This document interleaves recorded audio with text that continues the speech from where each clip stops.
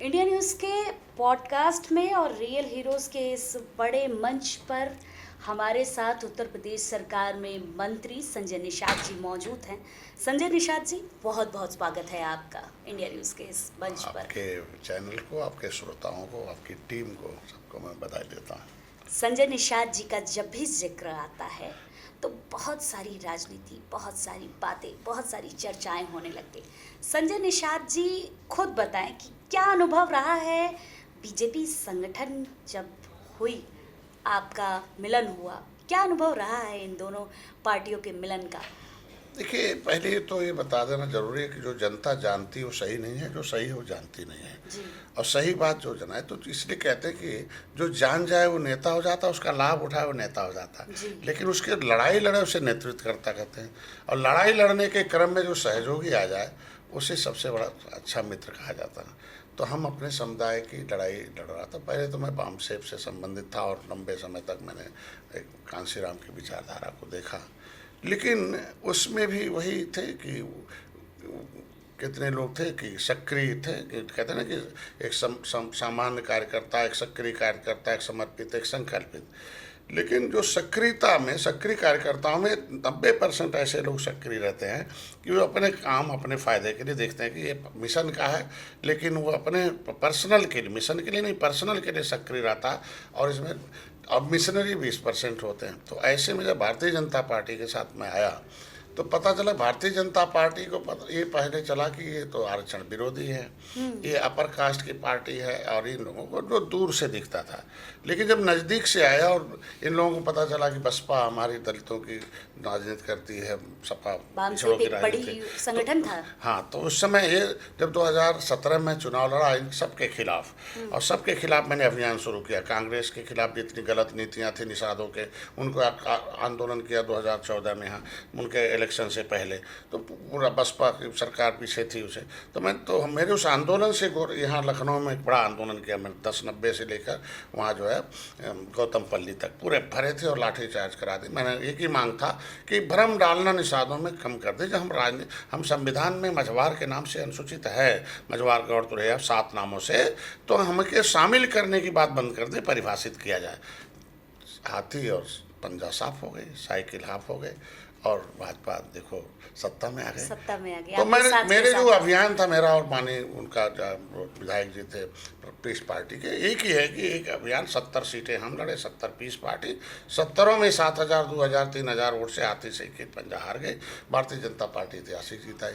मैं भारतीय जनता पार्टी को लगा कि हम लोग अपने वोट से जीत गए हैं। तो समाजवादी पार्टी ने संपर्क साधा, तो गोरखपुर की सीट 2018 का मैंने उनके साथ लड़ा। लेकिन मैंने उनसे कहा था कि भाई देखो, हम बड़ा इस देश में जो वंचित शोषितों हैं उनकी जो लड़ाई लड़ने वाले उनको पसंद करते हैं। और इतिहास रहा कि 2014 में माननीय मुलायम सिंह के साथ आया था मैंने, जब आंदोलन किया गोरखपुर में, तो उन्होंने अपने मंच पर शेयर किया था इस कथन के साथ कि हम मझवार को परिभाषित कराएंगे और सर्टिफिकेट जारी कराएंगे। अब पिछड़ों में 17 पिछड़ी जाति को हम, ये गलत है, उनका उत्तर प्रदेश में अनुसूचित जाति से मतलब पिछड़ी में गलत है, ये अनुसूचित जाति पहले से है और इसको यहाँ नहीं, ये केंद्र से परिभाषित कराने। लेकिन धोखा मिला, जब 2014 आप नहीं जीते, फिर भी आप 2018 में आया, गोरखपुर जीता, बसपा भी साथ आई, पीस पार्टी निषाद पार्टी। फिर चूँकि नियम है कि 4 पार्टी भले एक साथ हो, लेकिन सिंबल तो एक ही होगा। तो वहाँ चूँकि मुसलमानों की संख्या अधिक था और मुसलमानों को साइकिल से ज़्यादा प्रेम रहता है, तो एक वक्त नहीं, लोगों ने तय किया कि अगर साइकिल रहेगी तो सारे मुसलमान वोट दे देंगे और ठीक से, और किसी दूसरे पार्टी को मुसलमान अभी यूपी में उतना तन्मयता से वोट नहीं देता। हम लोग गोरखपुर जीत गए।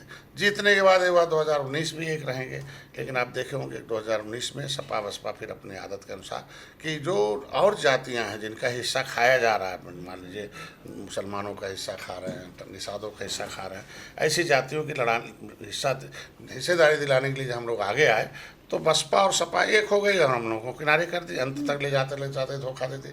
लेकिन साल भर से भाजपा हमको बुला रही थी लेकिन नहीं गए।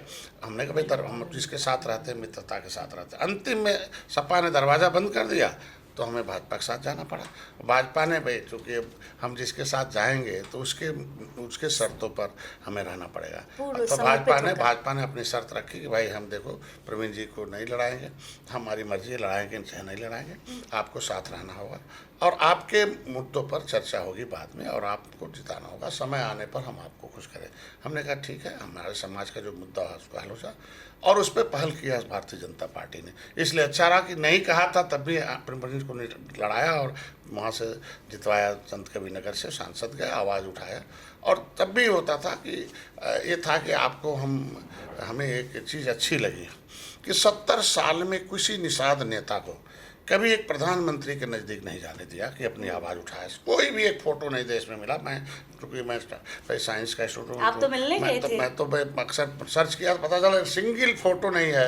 हाँ। अरे यार, 70 साल से मेरा समाज वोट डाल रहा है और एक प्रधानमंत्री राजीव गांधी आए, वो भी किसी के साथ नहीं आए, मंच पर हैं, और बी रामचंद्र राव दक्षिण भारत के थे, और उस समय एक अधिवेशन मालूमकर हाल में हुआ था, और उन्होंने कहा था अपनी जुबान से, राजीव गांधी ने, कि भाई ये निषाद मछुआरों की दशा तो SC/ST से भी खराब है, लेकिन मीरा कुमारी की बात मानकर, लेदरमैन के नेताओं की बात मानकर फिशरमैन को किनारे कर दिया, कांग्रेस सत्यानाश हो गई।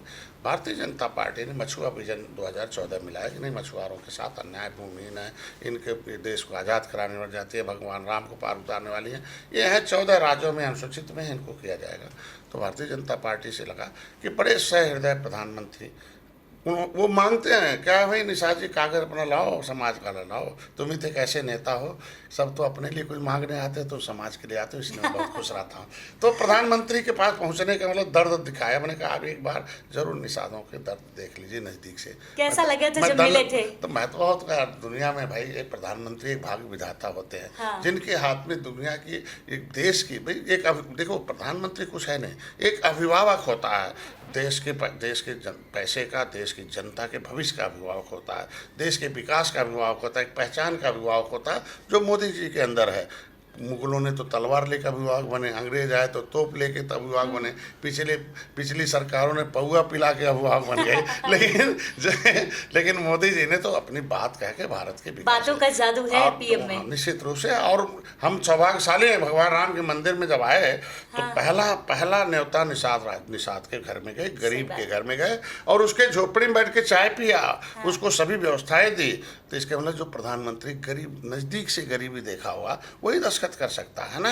और निषाद राज के उस किले को पर्यटक स्थल घोषित किया, और प्रयागराज की धरती को देखो, निषाद राज की धरती, और 2014 में ही उन्होंने 9 बार जय निषाद राज का नारा लगाया। नहीं तो ये पता चला निषाद तो कभी कांग्रेस का नारा लगाते थे, कभी बसपा का नारा, कभी सपा का, लेकिन जैसे निषाद राज का नारा जय निषाद राज मोदी लगाए तो इन लोगों ने कहा अरे यार, मैं तो क्योटा मल्लावा बिंदवा हूँ, हमारे वंश में भी राजा थे भगवान राम उतारने वाले। पता चला ये बेचारे कुछ नहीं जानते थे, अपमानित दृष्टिकोण से देखे जाते थे।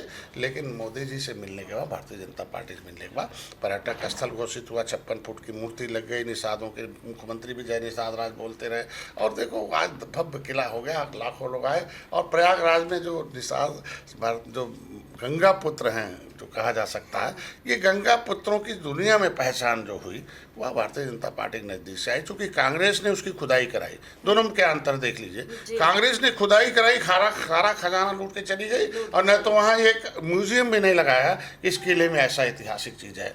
और आज के दिन में कम से कम उसकी एक ईंट नहीं किसी ने दिया, नाम तक नहीं लिया। 37 वर्ष में जंगल हो गया, किसी पता नहीं चला। जैसे मैं पता चला गया जंगल देखा तो मेरे घर पर मेरी मैडम, मेरा बेटा इंजीनियर थे, 2 बेटा, सब लोग मिल के अपने साथियों के साथ सेना बनाई। हमने कहा कभी भगवान राम ने सेना दे के रावण राज खत्म किया था भगवान राम को, चलो एक सेना बनाओ, श्री रावण के जो दुख देने वाले लोग हैं हटाओ सत्ता से। तो एक जय निषाद राज की सेना बनाया। हाँ। उस सेना से हमने उत्तर प्रदेश में एक इतिहास लाया कि जब से जय निषाद राज की सेना आई तो साइकिल और पंजा साफ और साइकिल हाफ और भाजपा साथ, ये परिवर्तन है। तो आज के दिन में पहचान बड़ी चीज़ होती किसी समाज का, और एक सम्मान बड़ा चीज़ होता। उसके बाद सुरक्षा, पहले जो ही होता था SC/ST एक्ट लग जाता था, जो सताता था, को दशा थी इनकी कि अपराधी कोई और होता था, जेल में निषाद जाते थे। मैं तो जब जेल में बंद था तो पता चला कि सैकड़ों ऐसे लोग मिले, कहाँ बंद हो भाई, कहाँ साहब दीदी के यहाँ खिचड़ी लेके जा रहे थे, ससुराल जा रहे थे, हमें पता ही नहीं, उठा बंद कर दिया पुलिस ने। तो जब मैंने पता किया, पता चला रे यार, वो तो जब अपराधी जेल में आते थे पकड़ के, तो मैं जब डॉक्टर था, जब होता तो SP वगैरह के पास फ़ोन जाता था लखनऊ से, अरे यार इसे छोड़ दो, तो एसपी कहते हैं देखो साला 1 महीने से खोज रहा था, किसी तरीके से जान खतरे में पकड़ के लाया और थाने में तुरंत बंद किया, छुड़वा दिया और गया। तब तक चला अपराधी, अब पता चला वो अपराधी तो आ गया, अब उसके जगह पर रिक्शा वाले पकड़ के बंद कर देते थे। भाई पेपर में तो दिखाना पड़ेगा ना, क्लोज तो करना पड़ेगा तो भाई। दिखाना तो ये पड़ेगा। अखबार टीवी चैनल में चलता था, ये अपराधी नहीं पकड़ा गया, ये केस नहीं फाइनल हुआ, तो पता चला कि जो निरपराध है उन्हें बंद कर देते। क्या पाप है, ये पाप का देन है, ये सत्ता से दूर हैं लोग। ये आपसे कम से कम अब आप कम से कम पश्चाताप करें और इस पाप से मुक्ति लें कि वो गलती हुई है, अब ऐसी नहीं। आज एक अभिभावक के रूप में राजनीति करें। मैं चाहता हूँ कि एक अभिभावक के रूप में मोदी योगी हैं और डॉक्टर संजय उसके पार्टनर हैं, इसलिए हम चाहते हैं कि आज के दिन में ये पहचान बीजेपी के साथ आने। मोदी योगी का नाम लिया आपने, लोग कहते हैं, ऐसा चर्चा है कि उत्तर प्रदेश में 2 गुट चलते हैं, एक केंद्र का गुट और एक राज्य का गुट, और संजय निषाद जी राज्य के गुट से केंद्र के गुट में आ गए हैं, क्योंकि अब वो डायरेक्ट कांटेक्ट टू मोदी के हैं। क्या कहेंगे आप?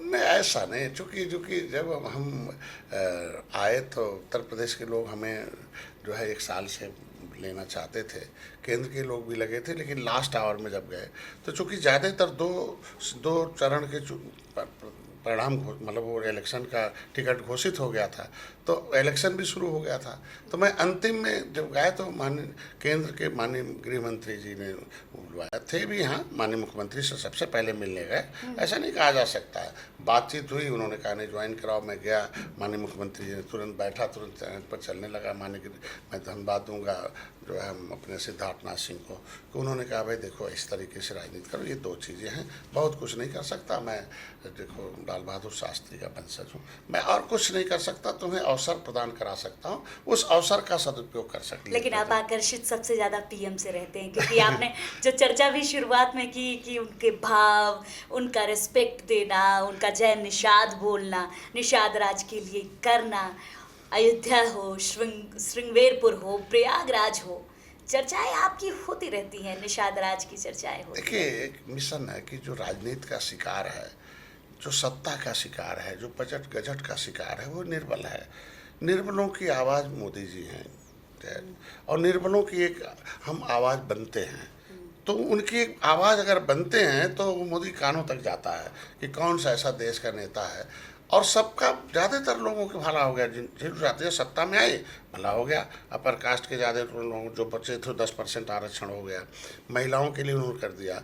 और देखो मिल्क मैन का, लेदर मैन जो सबसे डाउन रोड पर था, वो राजनीतिक पॉलिटिकल गॉडफादर आ गए। मिल्क मैन के मुलायम सिंह, उनका देख लो, पॉलिटिकल गॉडफादर आ गए उनका जो है दलित के कांशीराम, उनका भला। तो राजनीतिक रूप से वो संरक्षण प्राप्त करके वो आज सम्मान और सुरक्षा प्राप्त कर लिए। लेकिन ये मछुआ समुदाय उपेक्षित था, ये अंग्रेजों से उजड़ा हुआ, मुगलों से उजड़ा हुआ है, ये कानून से उजड़ी हुई जाति थी जिसकी कोई आवाज़ नहीं थी, सबका झंडा उठाता था।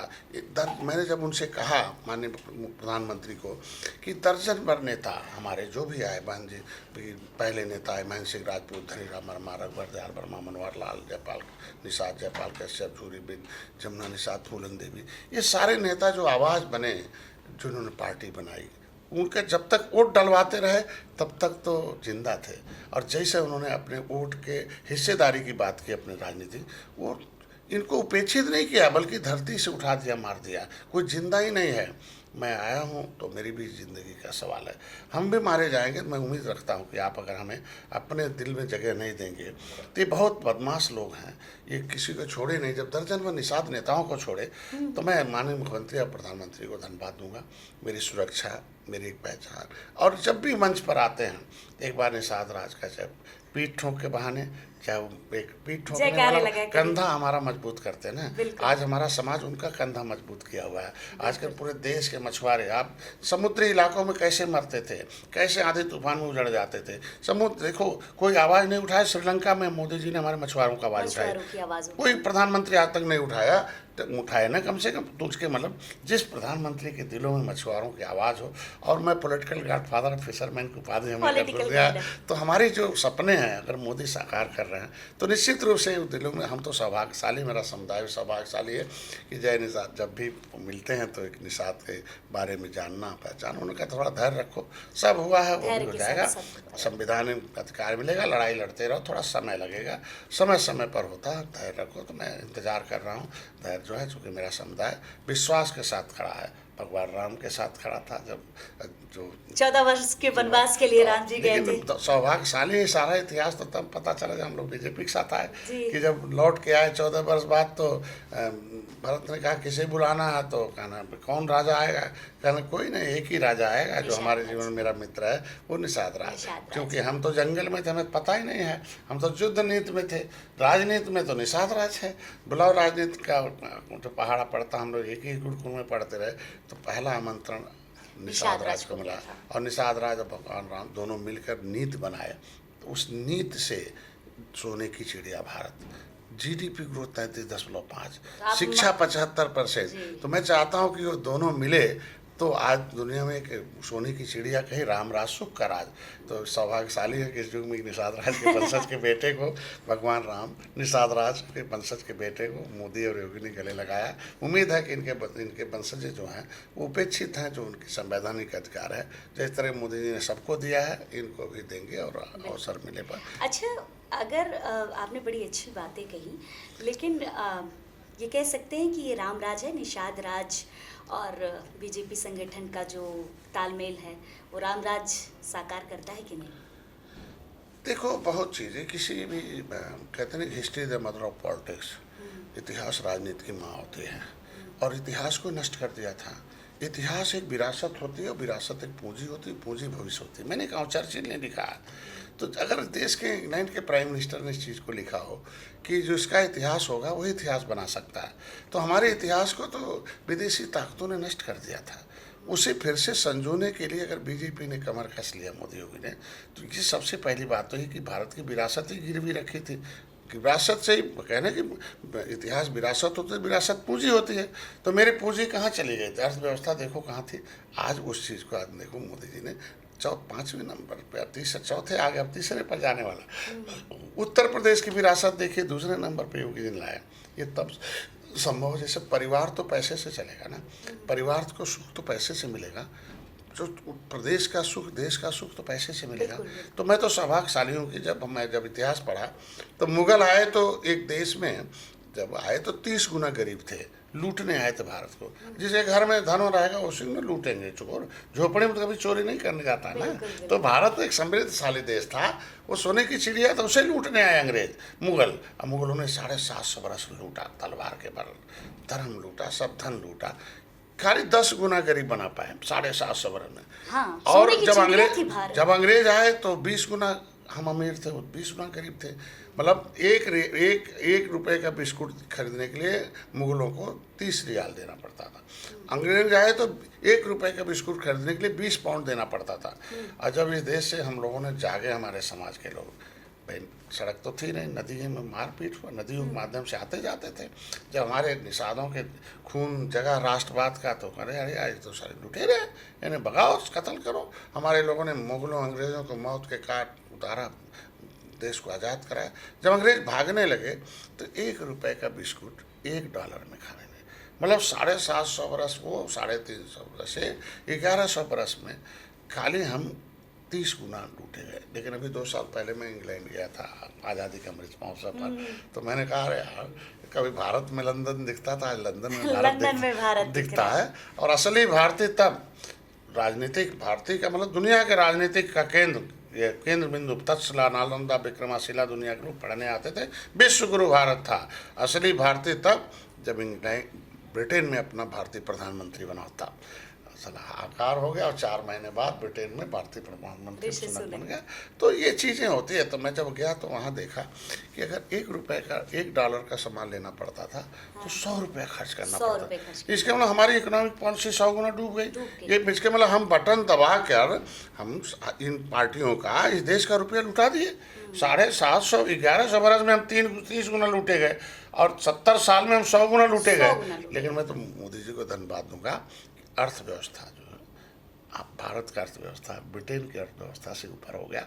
ब्रिटेन अर्थव्यवस्था में हमसे नीचे हो गया और भारत अर्थव्यवस्था में से ऊपर है। ये हम इसलिए बहुत खुश रहते हैं इस बात को कि बिल्कुल। जिसके लिए मैं मिशन बनाया वो अभी कामयाब हो रहा। बिल्कुल। अच्छा, अगर बात की जाए आपके विपक्ष में अखिलेश यादव की, आपने कहा आप उनके साथ रहे हैं, मायावती के साथ रहे हैं, वामसेप एक बड़ी संगठन था उसमें आप रहे हैं। पीडीए को लेकर अखिलेश यादव लगातार चल रहे हैं, पीडीए की राजनीति कर रहे हैं। बीजेपी के साथ का संगठन आपका है, निषाद राज एक बड़ी पार्टी है। किस तरीके से पीडीए को काटने का तरीका आप लोग ला रहे हैं, क्योंकि जिम्मेदारी तो आपके पास है। आपने कई नाम अभी हमें गिना है कि ये लोग थे, इन लोगों के केवल नाम पर राजनीति की जा रही थी। अभी भी उन्हीं का नाम लेकर अखिलेश यादव आगे बढ़ रहे हैं। मायावती उनका ही नाम लेती हैं, काशीराम का नाम ले लिए या फिर किसी भी राजनेता, पुराने राजनेताओं का नाम ले लिया, तो पीडीए उन्हीं के नाम से चल रहा है। देखिए, पीडीए का सही शुद्ध कहा जाए तो पीड़ित, दुखी और अपमानित, यही पिछड़े, दलित और वंचित शोषित है। पीड़ित, दुखी और अपमानित। वो किसी भी जाति का हो हाँ, सकता वो है। किसी भी जाति का पीड़ित, दुखी और अपमानित। हाँ। तो इसी इन जातियों के लिए कांशीराम आए, लोहिया आए। जी। ये विचारधारा है। अम्बेडकर आए, अम्बेडकर की फिलॉसफी और रिटन हुई जो है कि हम कॉन्स्टिट्यूशन से व्यवस्था दी जाए और संवैधानिक कानून से, एक धार्मिक हो चाहे विदेशी कानून से, विदेशी कलमों से उपेक्षित लोग हैं, उजड़े लोग हैं, अंग्रेजों ने उजाड़ा, मुगलों ने उजाड़ा है, ऐसे लोगों को कानून के माध्यम से बचाया जाए। तो जब संविधान बन रहा था तो संविधान में एक चंद्रिका राम निषाद ने आवाज़ उठाई, जो सांसद थे वेस्ट बंगाल के। उन्होंने कहा भाई मजबूत घोड़ा कमज़ोर घोड़े को का अगर एक में रहेगा तो मजबूत वाला सब खा जाएगा। तो लोगों ने इसको अप्रिशिएट किया और आवाज़ दी और संविधान सभा में आया कि नहीं इनके लोग हैं। तो ये जो जातियाँ इस देश को आज़ाद कराई हों, क्योंकि भाई देखो, criminal rights act inquiry committee अंथा समय नंगार कमेटी 1949 कहता है कि 578 जातियों को कानून से उजाड़ा गया, जमीन जायदाद छीन ली गई, भूमिहीन है। तो संविधान में व्यवस्था दी गई ऐसे जातियाँ जो एक सूची बनाई, शेड्यूल्ड कास्ट, ऐसी जातियों की सूची बना ली जाए। उसका नाम ही है शेड्यूल्ड कास्ट, एससी। हाँ, सो ऐसा नहीं है। और उसका हिंदी किया गया कि भाई लोग आसानी से जान जाएं कि ये शेड्यूल्ड कास्ट का क्या मतलब, इस सूची का क्या मतलब। उसका नाम होगा अनुसूचित। अनु मतलब नीचे, जो जाति में नीचे हो, पैसे में, बुद्धि में, समाज में नीचे हो, ऐसी जातियों को सूचित किया जाए। अनु मतलब नीचे सूचित किया जाए कि भाई संविधान सभा में तय किया गया, संविधान में लिखा गया कि अनुसूचित जाति अत्याचार निवारण अधिनियम 1950 बना है।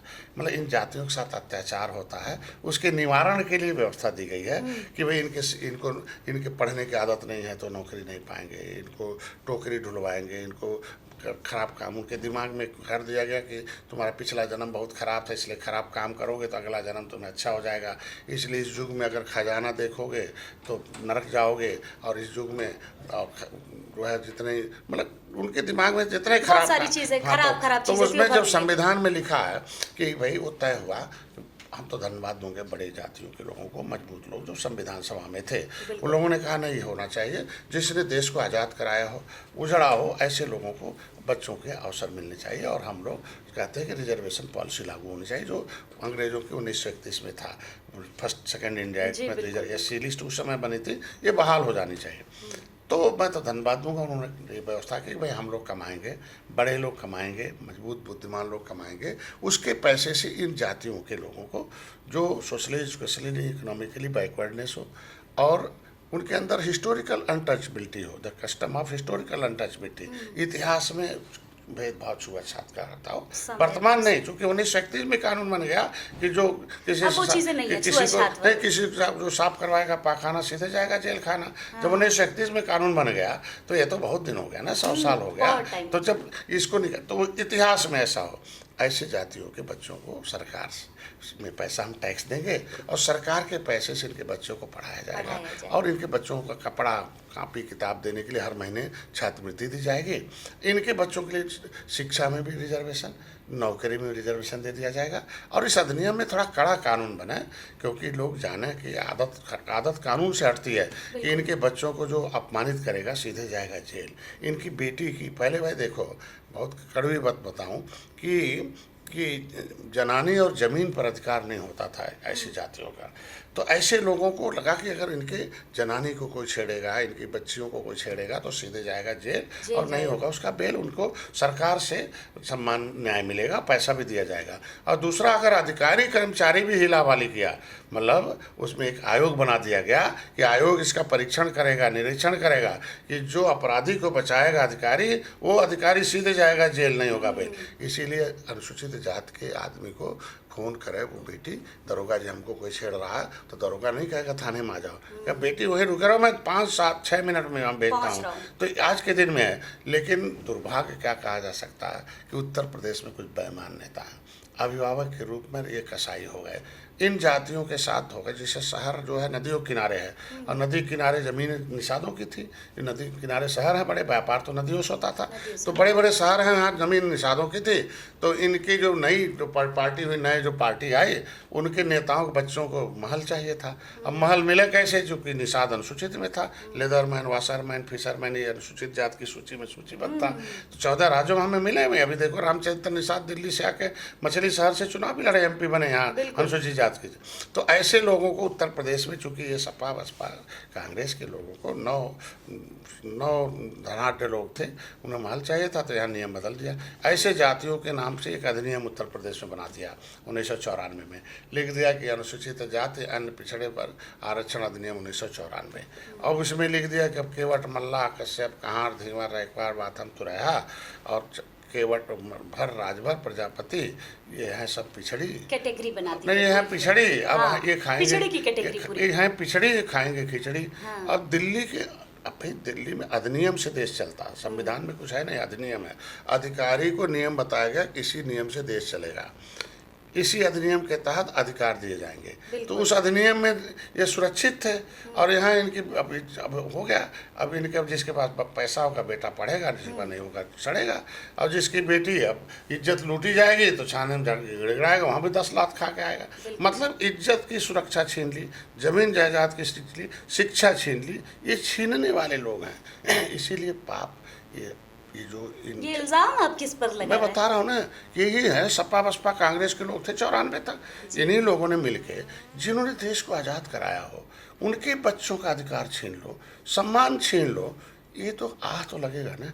ऐसी जातियाँ आज तो नहीं, जब तक जानती थी कि ये दलित की बेटी है तो सारा वोट देते थे। जब अब जैसे जान गए कि नहीं दौलत है और दौलत हो गया तो हट गए। इनको लगता था कि पिछड़ों के नेता हैं, पिछड़ापन दूर करेंगे, तब तक इनके साथ थे। ये जान गए अरे यार ये पिछड़ों के नहीं हैं, वो खाली जो है अपने पिछलग्गुओं के नेता हैं, तो फिर तक हट गए। तो आज देखो मोदी सबके नेता है, योगी सबके नेता है। तो डॉक्टर संजय कहते हैं हर जाति में जो पिछड़ापन है, मैं पहला व्यक्ति हूँ, नड्डा साहब से कहा था अपर कास्ट में भी रिजर्वेशन मिलना चाहिए, महिलाओं को मिलना चाहिए। मैंने किताब लिखी थी भारत में महिलाओं की दशा दुर्दशा के कारण और निवारण, मैंने उनको दिया किताब। उसके बाद महिलाओं को 33% आरक्षण हुआ। मैंने कहा जातियों को जो सम्मान, जो देश को आज़ाद करा, इन जातियों को सम्मान मिलना चाहिए, छीना गया है। तो पहली बार जब आंदोलन किया तो 31 दिसंबर 2016 को सपा ने उसे जाते जाते और राज्यपाल ने उसे निकाल दिया कि केवट, मल्लाह, कश्यप, कहार, धीवर, रैकवार, बाथम, तुरैया, भर, राजभर, प्रजापति नहीं है पिछड़ी, नहीं खाएंगे खिचड़ी, और लिख दिया कि ये पिछड़ी नहीं। अब दिल्ली के अधिनियम में हम अनुसूचित है, उत्तर प्रदेश में राज्यपाल ने कह दिया कि नोटिफिकेशन है जो आज जारी है, नोटिफिकेशन है जारी है, तो ये लागू हो जाना चाहिए। अब सबका माननीय मुख्यमंत्री को धन्यवाद दूंगा, इस पर उन्होंने विचार किया है। तो आज के दिन में जो राजनीतिक परिदृश्य है, ये अभिभावक कैसा होना चाहिए, ये अभिभावक लोग अपनी बिरादरी के अभिभावक नहीं बन पाए, दलितों के अभिभावक नहीं बन पाए, बहन जी पिछड़ों का अभिभावक नहीं बन पाए। तो मन कचोटता होगा जब आप उनकी पार्टी में थे। यादव का अभिभावक नहीं बन पाए, भी गाँव के यादव देखो नहीं, निश्चित रूप से देखो हम तो अंतिम तक रहे। हाँ। कुछ दो चार ऐसे सलाहकार थे भाड़े वाले जिन्होंने माने अखिलेश आज भी डुबा रहे हैं, चापलूस कहते हैं आज उनको। भी डुबा रहे हैं, आज हाँ। भी ऐसा बयान दिलवाते हैं। भाई औरंगजेब के बयान और समर्थन से कितना वोट मिलेगा? सही बात मुसलमान जाए कहाँ उत्तर प्रदेश, वो तो उन्हीं पास है।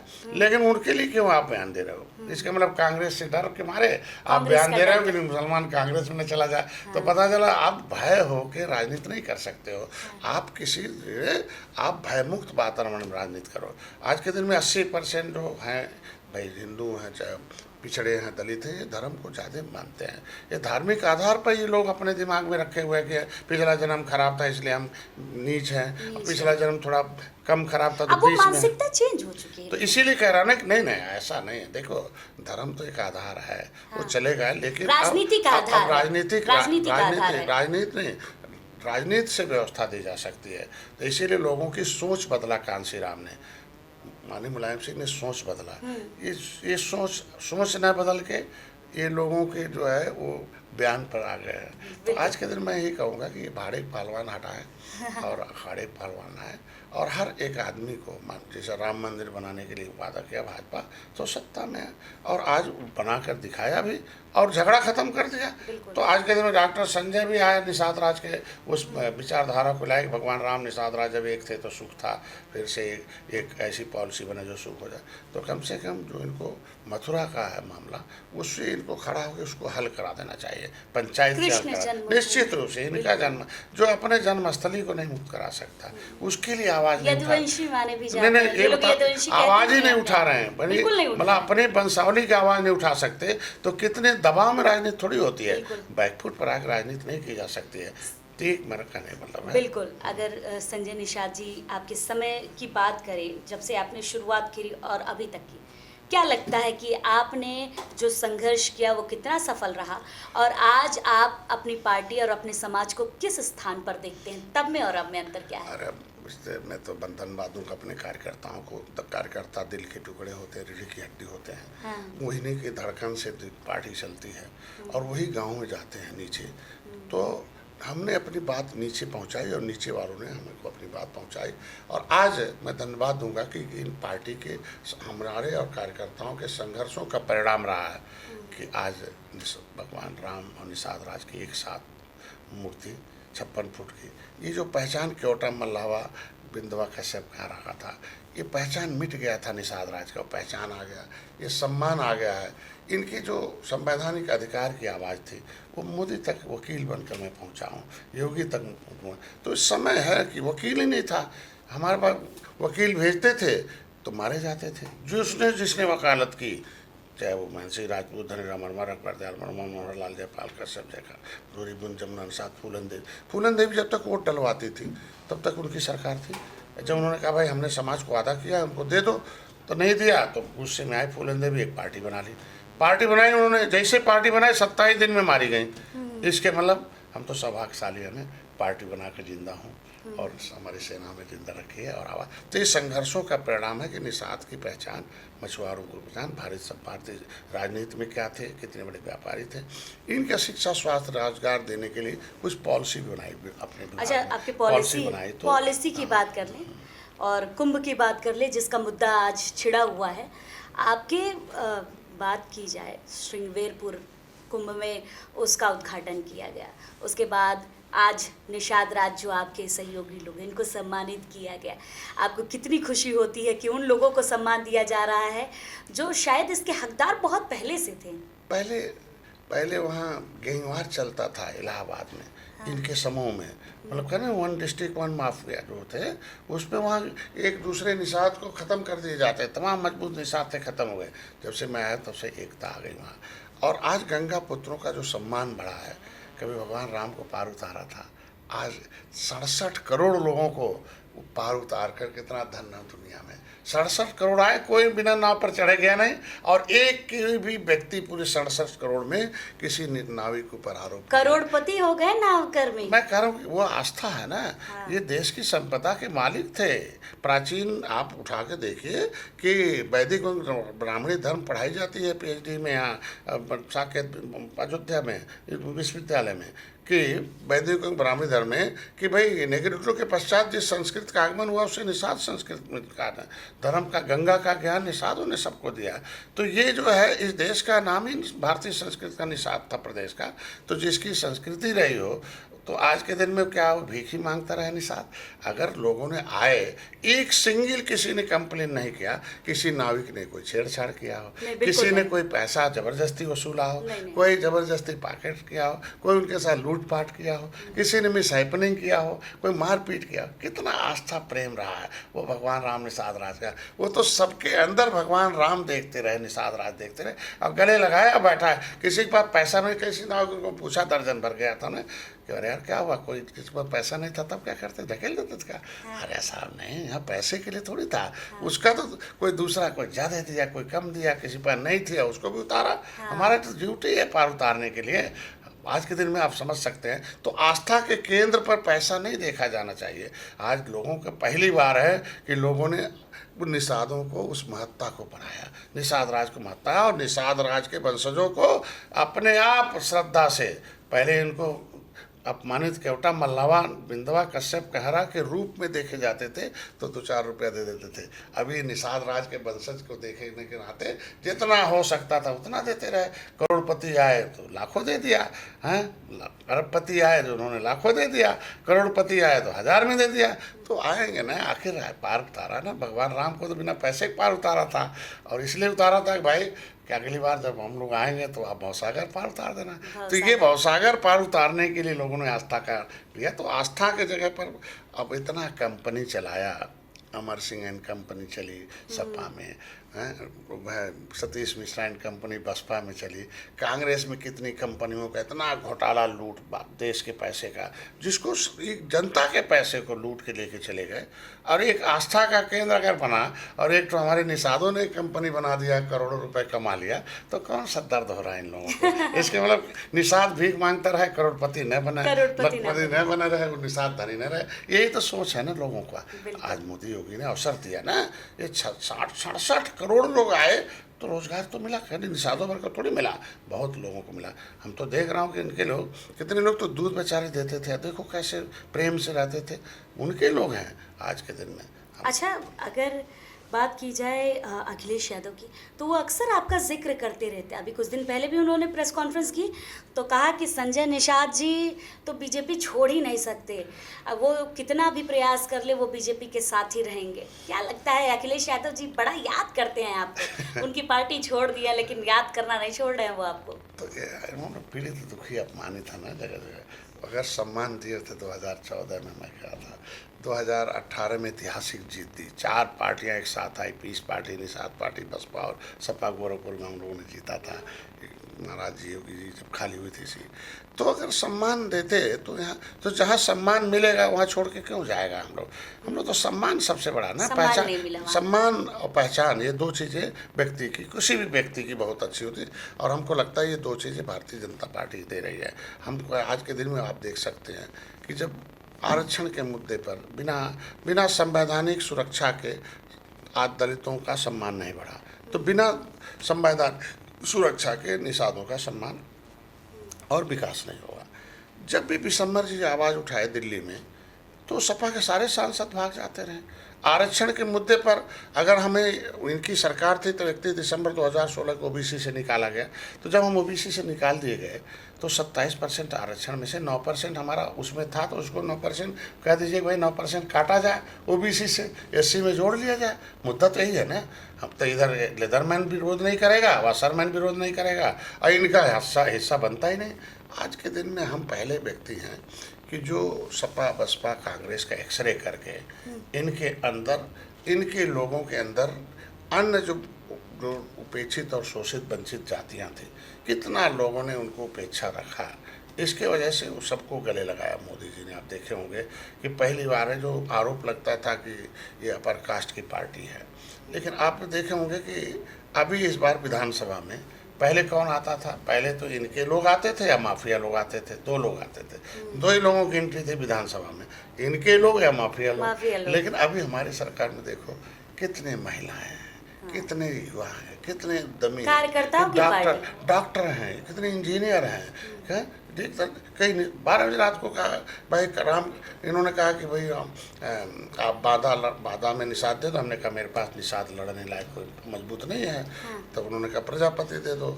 तो हमने कहा कहाँ, हमने कहा अमीर को, हमने कहा वो भी नहीं मेरे पास है, मैं दूसरी जगह से लाया, वो नहीं लड़ा। तो उन्होंने कहा ठीक है ला जाओ, काल भी मैंने छोड़ दिया। तो उन्होंने कहा, तो हमने कहा ऐसा करो कि हमारे पास तो नहीं है, आपके पास है। तो कहना कौन, कहा आपका जिला अध्यक्ष है रामकेश। कहना हाँ। हमने अरे यार उसको लड़ाओ ना, हम जितवा देंगे, पैसा नहीं, आप पैसा दे दो, आपकी पार्टी का। अब सहयोग दिया भाजपा ने, रामकेश निषाद को 2 बजे रात को तय कर दिया। सुबह देखो विधायक भी मंत्री भी हैं वो, आप देख सकते हैं। पीयूष रंजन निषाद थे, उनको पिछली बार हार गए थे, कुछ ऐसे लोग उनके साथ थे, उनका जो संगत था वो लेके भाजपा जो है नहीं उनको देती थी। लेकिन हमें 12 मिल गया था। अब 12 अनुसूचित थी और हमारे पास वो लड़ने वाला भी था, आ गया था मेरा कार्यकर्ता। 12 में बहुत कार्यकर्ता है, तो मैंने 12 मांग लिया था। 12 में आया तो टिकट हमारा हो गया। और मैंने बेचारा वो खर्च वर्च भी कर दिया तमाम लोगों को। लास्ट में आया कि नहीं, पीयूष रंजन जो है उन्हें भाई माने सिद्धार्थ नाम से कहा रहे यार अपने कोटे में लेके दे दो, भाजपा नहीं दे रहे। तो मैंने माने गृह मंत्री से कहा, तो गृह मंत्री रात में आया फ़ोन। अब देख लो कैसे है भाजपा आज के दिन में। गृह मंत्री का रात में फ़ोन आता है कि सारे यार निषाद जी 15 सीट ले गए, 10 सीट तो अपनी पार्टी के लिए, 5 अपने बिरादरी के लिए। अब तुम रामा ठाकुर लड़ा रहे हो, अपना किसी को लड़ा रहे हो। हमने कहा आप दे ही नहीं रहे, लड़ा ही नहीं रहे। कहना किसको चाहते हो। हमने कहा हमारे पास तो लड़ाने वाली फौज है, लड़ने वाली तो आपके पास रखे हैं, आप लड़ा दीजिए रामकेश जी को अपने, और लड़ा दीजिए पीयूष रंजन को। कहने कहा, आपने कहा अरे यार उसकी बात ना, हमने कहा लड़ा दीजिए, बहुत आपके पास ऐसे हैं कि सबके पास सब गुण नहीं है, लेकिन हमारे बिरादरी के पास सब गुण देखेंगे, उसको लड़ा दीजिए, मैं जितवा दूंगा पीयूष रंजन को। और कहने और क्या है। हमने कहा सपा मेरे विनोद बिंद घूम रहे हैं 10 साल से, टिकट नहीं दे रही सपा। अपने लोगों को इकट्ठा किया आपने। मेरी बात सुनो, सपा टिकट नहीं दिया है। और बिंद में हमारे पास अच्छा और डॉक्टर, मैंने उनके डिस्पेंसरी एक बार गया था। हमने कहा देखो हमें गाली वाली मत देना, अपना सपक प्रचार करते रहना, समय आने पर हम आपको अवसर प्रदान करके विधायक बना देंगे। तो हमने कहा कौन, कहना उनके डॉक्टर बिंद हैं। वो कहना कहाँ, चंदौली। हमने कहा कहाँ लड़ाओगे। हमने कहा मच लड़ा दूंगा, जितवा दूंगा। क्या जीत जाएंगे, पक्का जितवा दूंगा, मेरा संगठन है, वोट है। और मैंने देखो डॉक्टर विनोद बिंद को लाया, सपा से लाया। अब बेटा हमारा एक ठो था, उसको जो है आप समझ सकते हो कि वो ग्रामीण से तैयारी को उन्होंने कह दिया था, लेकिन बाद में किसी कारण बस उन्होंने कहा रहे ग्रामीण न लड़ा, चौरी चौरा चले जा। मेरे कार्यकर्ता 3-4 हज़ार घेर लिए गए, नहीं ठीक है भाजपा गलत कर दिया, एक बेटा है आपका, पार्टी का बेटा, टिकट काट दिया। हमने अरे यार टिकट के लिए गए हो, बड़ा चर्चा हुआ था वो। टिकट के लिए गए हो कि समाज के सुरक्षा के लिए गए हो। सत्ता के साथ सुरक्षा मिलती है, सत्ता के साथ सुख मिलता है, सत्ता के साथ जो पहचान मिलती है, सम्मान मिलता है, समृद्धि मिलती है, सब मिलता है। सत्ता के साथ रहो और सत्ता के विरोध में रह के दूसरे को सत्ता में पहुँचा के हमारा अपमानित होते हो। जब उस लायक हो ना तब तक रहो। मैंने पूछा, हमने हमको कह रहे मनाओ डॉक्टर साहब को। हमने अरे यार कहेंगे तो मैं मित्र हूँ ना, बेटा को फिर जितवाए। तो एक बेटा लड़ा, 2 दूसरे को लड़ा। तो ये चीज़ 2 लोगों को और बढ़ गए, लड़बे नहीं किए। तो मैंने कह दिया भाई नहीं आया, आप परिवारवाद का इल्जाम लग जाता है। एक ही बेटा में बेटा नहीं रहेगा। तो आज देखे होंगे कि आज के दिन में जमुना निषाद, फूलन देवी, ये सारे नेता मारे गए। तो एक बहुत बड़े राजनीतिक हमारे जो सलाहकार हैं उनसे कहा भाई हम कैसे जिंदा रहेंगे, आई नेता सब मारे जा रहे हैं। तो उन्होंने कहा उन नेताओं में एक कमी थी कि अपना कोई राजनीतिक वारिस नहीं रखा, और उस नेताओं के बाद वो संगठन खत्म हो गया। आपके बेटे में से कौन राजनीतिक वारिस है? उन्होंने नेता नहीं मारा, उस तुम्हारे संगठन को मार दिया। इसलिए वो मारते रहे 30 साल से, 70 साल से दर्जन में नेता इसलिए मार दिए कि उनका संगठन नहीं रहेगा। संगठन में शक्ति होती है और शक्ति से सत्ता में परिवर्तन होता है। तो जब संगठन नहीं रहेगा तो हम सत्ता में रहेंगे, परिवर्तन नहीं कर पाएंगे। इसलिए हाथी साइकिल पंजा सत्ता में रही। तो आप अगर एक किसी घर में लाओगे तो उनको भय रहेगा कि डॉक्टर संजय मारेंगे तो बहुत बड़ा नेता हो जाएगा, तो बेटा तो और आगे बढ़ जाएगा। इसीलिए हुआ कि। और दूसरी बात है कि एक निषाद जब आंदोलन किया राजनीतिक वारिस बताइए आपका कौन तो है? सात कौन सा बेटा जो है? डॉक्टर संजय की नीतियों को जनता तक पहुंचाएगा। कौन लगता है आपको? आप ऐसे- अपने बच्चों के बारे में तो जानते नहीं, होंगे। नहीं, बच्चा हमारे पास देखिए आज के दिन में जितना भरोसा हम दूसरे कार्यकर्ताओं नज़दीक रखता हूँ, बच्चों को अपने देख लो, मैं ट्रेनिंग में अपने दूसरे लोगों को रखता हूँ, ट्रेनिंग सारे अनुभव दूसरे लोगों को देता हूँ। बेटा है तो उसके अंदर तो हमारा जेनेटिकल गुण है ही है, तो लेकिन अब वो उस लायक रहेंगे तो हो जाएंगे। लेकिन लायक तो मैं प्रदेश में घूम के लायक लोगों को खोजता हूँ, बनाता भी हूँ, अब बना भी रहा हूँ। प्रदेश सारा पावर आज के दिन में अगर हमें कुछ करना है तो प्रदेश अध्यक्ष हमारे 6 कोर कमेटी के लोग हैं, उस कोर कमेटी में हमारे बेटे नहीं हैं, तो कोर कमेटी में अगर हमारे दूसरे लोग हैं तो वो हमारे असली बेटे वही हैं एक तरीके से। ये तो जैविक पुत्र हैं। तो आज के दिन में तो एक निषाद अखिलेश निषाद जो मारा गया जो रेल ट्रैक पर सपा के समय, वो बड़ा दर्द रहा और ऐसा गोली चलाया जैसे लगता है अंग्रेज़ गोली चला रहे हैं। वीडियो देखता तो मैं रोता रहता अभी भी। उसको पेट में गोली लगी, अरे यार पानी का बौछार तो मार सकते थे, आंसू गैस तो छोड़ सकते थे, सीधे गोली मार दिया। कितना बड़े अपराधी निषाद हैं। अरे इतना तुम्हारे पास अगर आप पानी बौछार मारते रहो कौन रुकेगा भाई रेल ट्रैक पर है? आपके पास इतना पद तो है ना, सीधे गोली मार दे धड़ धड़, एक पेट में लग गया, बेचारा अपने हाथ को ऐसे रखा, पैर में चलने लगा। पुलिस वाले उठाए और पॉलीथीन में लपेट के घिरा के मर्चरी हाउस पहुंचा दिए। लगा मर गया। अगर अस्पताल में ले जाते तो शायद मैं बच सारे जाए। अस्पतालों को खुजवाया नहीं मिला। हमने कहा यार क्या हो गया है, तो हमने कहा अब किसी दूसरे को बेटे को आगे नहीं करना है, अब मेरे घर में जो बेटा होगा उसको कफन बांधो और उन कफन बांध कर आगे ले आओ। इसलिए जब भी आंदोलन होता है संगठन में और जगहों पर तो पीछे रखता हूँ, आंदोलन में अपने घर के बेटों को आगे रखता हूँ। कभी भी रहे तो आंदोलन में गोली लगे तो हमारे बेटे को कफन बांध के लाया हूँ। ये नेता बनाने नहीं लाया हूँ, समाज के लिए उस मिशन के लिए लाया हूँ जिसमें समाज के लोगों ने बलिदान दिया देश को, तो आज राजनीतिक बलिदान देने के लिए उन्हें खड़ा किया हूँ। इसलिए देखते होंगे पूरे परिवार, मेरी बहनें, मेरे बहुएं, मेरी बेटियाँ सब हमारे साथ आंदोलन पर रेल ट्रैक पर होंगे, सड़क पर होंगे। अभी भी कभी निकलते हैं जहाँ वही होता है आंदोलन करते रहते हैं तो वहाँ वो आगे रहते हैं। इसलिए उन्हें आगे करते हैं, भैया गोली लगे तो उन्हीं को लगे, जो हुई हो ऐसा ना हो। तो लेकिन अब तो लोकतांत्रिक ढंग से मैं सत्ता में हूँ तो अब सड़क पर नहीं बल्कि सदन में मैं आवाज़ उठाता हूँ और सदन में आवाज़ बंद कर देता हूँ। सपा बसपा कांग्रेस की अब तो मेरे आने के बाद तो कांग्रेस देखो क्या हो गई, 2 सीट आ गई और बसपा 1 रह गई है और विधान परिषद में ख़त्म हो गई। आज के दिन में जिसकी सरकारें 30-30 साल रही हूँ उनसे तो हम अच्छे हैं ना, कम से 11 विधायक हैं। हाँ, मैं मिनिस्टर हूँ और विधान परिषद में भी हूँ और वो चुप होने वाला नहीं हूँ। मैं तो कहता हूँ तुम्हारे विरोधी विपक्ष दल के निषाद हैं, अरे अब मैं कहा टेप बांधे मुँह में भाई, तुम निषाद के नाम पर विधायक बन के आए हो, विधान परिषद में आए हो, ये कागज़ लो, बोलो ना, निषादों की आवाज़ तो बनो। तुम्हें निषाद के नाम पर बोले हो, आवाज़ बना के भेजा है, तो नहीं तो समाज गूंगा साबित कर देगा। ये बोलने नहीं देते हैं। आज देखो दर्जन भर कई निषाद नेता गए लोकसभा में, एक ने भी आरक्षण की आवाज़ नहीं उठाई। कोई नाली मांग रहा, कोई खड़ंजा मांग रहा। अरे यार समाज को नाली चाहिए, वहाँ तो माननीय मुलायम सिंह के लोग 2 नाली बंदूक लेके घूम रहे हैं। हम बताओ कलम लेके घूम रहे हैं, अधिकारी कर्मचारी मंत्री मुख्यमंत्री सत्ता में जा रहे हैं, एक कट्टा मांग रहे हैं, पट्टा मांग रहे हैं। कट्टा पट्टा नहीं, सत्ता में जो हमारा संविधान में अधिकार है वो मिले। तो मैंने कहा ना कि आज के दिन में अभी तक हमारा समाज रांग वर्ग था, अब राइट, दलित भी रांग वर्ग था।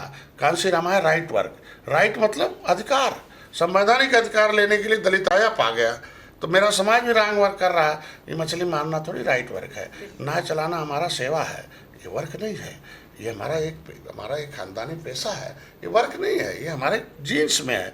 लेकिन राइट वर्क क्या है? संविधान में लिखा हुआ अधिकार, आरक्षण मजबार तुरैया खरवार में संविधान के पैसे से, देश के पैसे से बच्चों को पढ़ाना है, उन्हें आगे बढ़ाना है, उनको रिजर्वेशन दिला के विकास की मुख्यधारा मिलाना है। इनमें डॉक्टर इंजीनियर के साथ साथ विधानसभा में भी अनुसूचित जाति की सीट 80 है, वो 80 सीट पर जो लड़ने आवे उसका राइट वर्क है। अगर पॉलिटिकल है सपा बसपा में आवे मेरे साथ, अगर दलित 80 सीट पर लड़ रहा है उसमें 70 सीट जो उत्तर प्रदेश की विधानसभा है निषाद बाहुल है, 167 ये 200 सीटें निषाद बाहुल हैं। 70 विधानसभा ए ग्रेड की है जिसमें हम 80,000 से 1 लाख वोट है, 50 ऐसी है जिसमें हम 50,000 से 70,000 हैं। बाकी में हम देख लो आज के दिन में हम कहीं नहीं 20,000 से कम है। कैडर वोट है 20,000 का, 80% पड़ता हमारा वोट और 80% 16,000 वोट पड़ गया तो जैसे चाहे वो हारा। तो 200 सीट उत्तर प्रदेश में ऐसी है। मैं अभी रथ यात्रा निकाला हूँ, मैं 69 जिले जा चुका हूँ, 6 जिले बाकी है, वो 15 तारीख के बाद जाएंगे और 6 जिले जाऊँगा। ये रथ यात्रा के माध्यम से ही पता चल गया कि मेरे पास बड़ी लंबी सेना भाई। हर विधानसभा में 50-60 पक्के आदमी हैं, 1000-2000 आ रहे हैं। ऐसे अपना पैसा लगाकर, हम एक पैसा नहीं, हम आत्मनिर्भर बनाते हैं। मेरा ये निषाद पार्टी लोग, मैं डॉक्टर हूँ, मेरा काम एक्सरे करना, मैं डॉक्टर हूँ रोग बताना, मेरा डॉक्टर परहेज बताना। कालसी राम ने ही काम किया, चमार भाई देखो दवाई खा लिया, संविधान में दवाई लिखा। तो मैं समाज को एक्सरे करके बताऊँ, मैं मार्गदर्शक हूँ।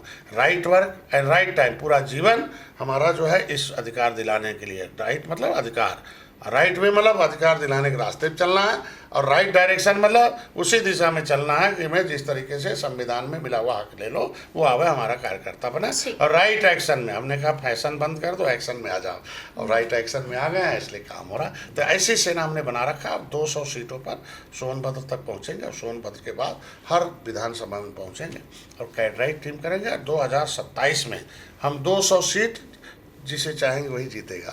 बिल्कुल। तो इनके लिए हक बना रहा हूँ, और इनके लिए अच्छी खासी भागीदारी देंगे Bharatiya Janata party. Bharatiya Janata party 43 seat हार गई है, उसमें जीती हुई 2022 की हार चुकी है। हम मित्र हैं, मैंने चाहता हूँ कि मित्र का काम होता है कि जिस नाव को डूबने न देना। तो मैंने कहा ना कि छेदा करने वाले को, कुछ छेदा करने वाले हमारे बिरादरी के नेता हैं जिन्होंने सपा बसपा कांग्रेस में रहे हैं, और उन्हीं लोगों ने तो क्या बताया, ठेका ले लिया था, निषाद हमारे साथ हैं, तो वही लोग तो कांग्रेस सपा को डुबाए हैं, यहाँ भी डुबा रहे हैं। तो ऐसे लोगों तो खाली मलाई खाने आए वहाँ यहाँ, उनको समाज से कोई मतलब नहीं है। मैं मुख्यमंत्री प्रधानमंत्री को धन्यवाद दूंगा कि भाई मिशन विजन दोनों हमारा, निषाद राज के उस किले को और इस समाज का पहचान, समाज को जुबान पर लाना, ये हमारा प्राथमिकता था। और जिस आएगा निश्चित रूप से समय आएगा। अगर 10% आरक्षण अपर कास्ट को दिया है, महिलाओं का दिया है, ठीक है, तो जो विसंगति है निषादों का, जो मझवार तुरंत है, चूँकि अभी उत्तराखंड में दे रखा है ना कि शिल्पकार जाति ने जातियों का समूह है, तो उत्तर प्रदेश में भी लिख के देते मझवार जाति ने जातियों का समूह है, केवट मल्ला मझवार है, तुरैया जाति नहीं जातियों का समूह है, कश्यप कहाँ तुरैया, कुछ है नहीं। हमारा नाम ओबीसी से निकला हुआ, हमारा 8-9% ओबीसी से। बड़ा संघर्ष रहा आपका, और संघर्ष के साथ आप आगे बढ़ रहे हैं। आपको बहुत बहुत बधाई और बहुत बहुत धन्यवाद कि आपने इतना कीमती समय हमें दिया और इतनी सारी बातें अपनी पार्टी से लेकर हर चीज़ों का जवाब आपने दिया। बहुत बहुत धन्यवाद संजय निषाद जी। बहुत बहुत बधाई आपके चैनल को, आपको।